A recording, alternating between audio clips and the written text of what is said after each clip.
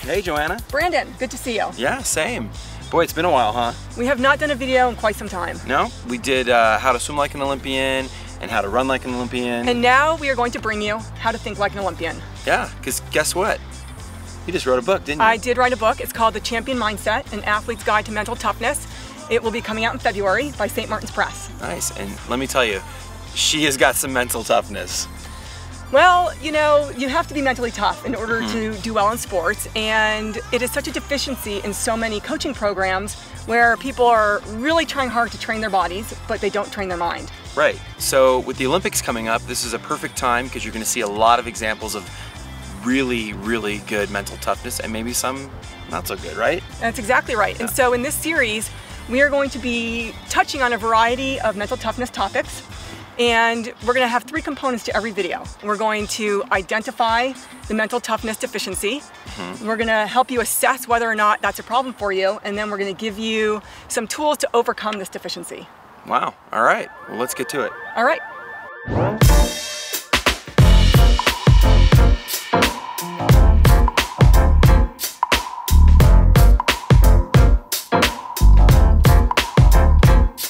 Today we are talking about something we're calling mental mayhem.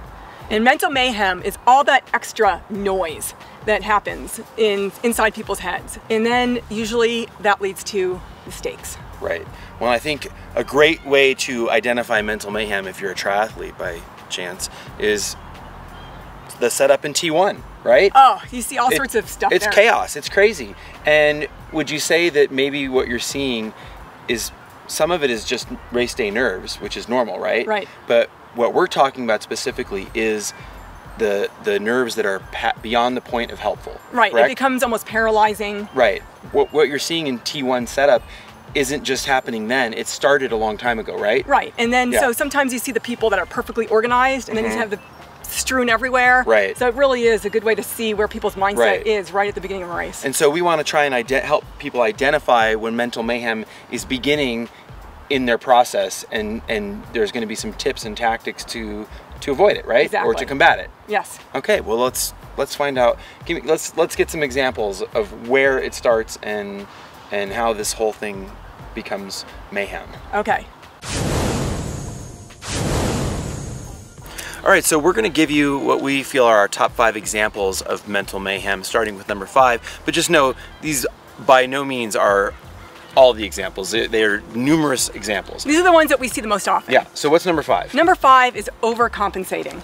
And by that I mean taking something that's a weakness and altering the plan and compounding that weakness with other mistakes. So if I show up at a race and I feel like my running is not where it needs to be, all of a sudden this mayhem occurs and I decide to bike harder than I should because I'm trying to hit my end goal knowing that my running is not where it is. Exactly. So why is that mayhem? It's mayhem because what happens is if you overbike, now you've taken this weakness of the run and made it even weaker because you've burned so many matches. Physiologically, you can only do so much. And so if you overbike, now you've taken this run, which is going to be difficult anyway, and now you've made it even harder, which could result in walking. And all this just stems from insecurity, right? Insecurity, fear of failure, and just, you know, really not being able to alter a goal. Right. So is the best way to combat this simply having some kind of mantra that says you're going to stick to the plan and not make these drastic changes on race day? Exactly. Stick to the plan. Well, I don't think people are going to be able to do that. Well, hopefully we can help. Yeah, well, maybe.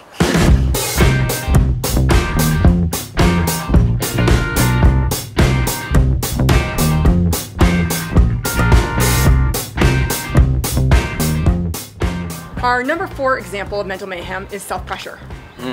Yeah, a lot of athletes put a lot of pressure on themselves, right? They do, and I think a lot of that stems from really just having goals that are too high and expectations that are unrealistic. So knowing what an achievable goal is probably the best place to start from. That's pretty hard sometimes, right? It is very hard because I think a lot of people don't want to face the truth about what their abilities are. And so it's a discovery process, and the mayhem starts maybe when they realize that it's not actually happening. Right, and then they start training harder. I mean, you see this all the time with professionals. Right. That they have that one great race, let's say they run a marathon that's just amazing, and they think, okay, now I can run 2 or 3 minutes faster. They start training to that level, and they're injured. And you know, they put all this pressure on themselves to achieve that, and they just can't. So the basic consensus then is to set your goals a little bit lower so that they're actually attainable, so that you don't have that mental stress and the mayhem that ensues when you start to realize maybe this is out of reach. Exactly. Right. Just taking a very honest look at what you can truly do. Right. And then set the goals accordingly. All right. All right, so our number 3 is outside validation, which is very prominent in today's society, right? Certainly. You know, social media has really changed how people are announcing to the world that they've done a race. Right. And one of the things that we see so much of is that people are posting their workouts and their results on things like Strava and Facebook, and they're looking for kudos and likes. Right. They basically want the world to tell them how great they are. So like us on Facebook.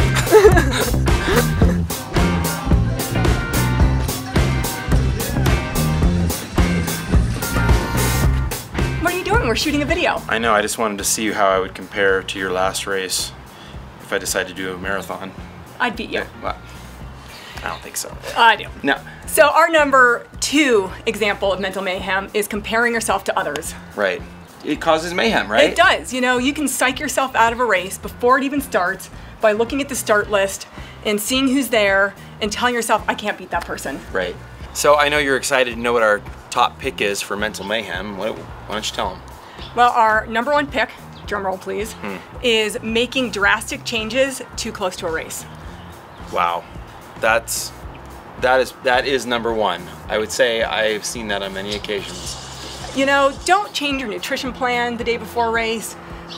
Don't get a new bike, don't get new shoes. Whatever you've been doing leading up to the race, that is what you should be doing. Any new and fancy foods or technology can wait until the day after the race. But again, Joanna, where does this come from? Why would you do that? Like, People why are- would you do that? People are so insecure. Right. And so all of a sudden they go to a race expo and they find something that's amazing and they decide, I've got to have that for my race. So really, our top 5 all stem from what? A lot of the stuff that we've talked about stems from the fact that people are overly concerned about what other people think. They're afraid that if they have a poor race result or if they don't race to, you know, some stratospheric result, that they'll be embarrassed. And they're somewhat insecure in the choices that they've made thus far.